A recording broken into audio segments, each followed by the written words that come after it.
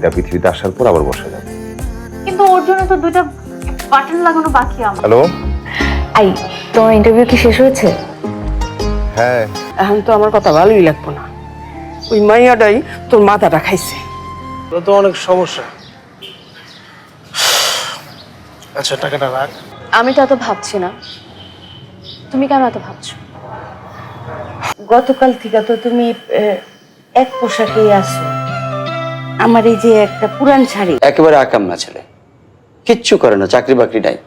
আর কবে চাকরি পাবে?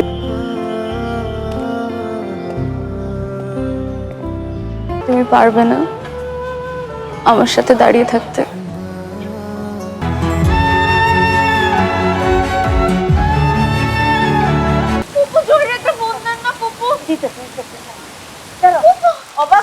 হয়তো গল্পটা খুব সামান্য, এরকম অজস্র সামান্য গল্পই মুখটার মধ্যে এত মায়া, এত মিষ্টি।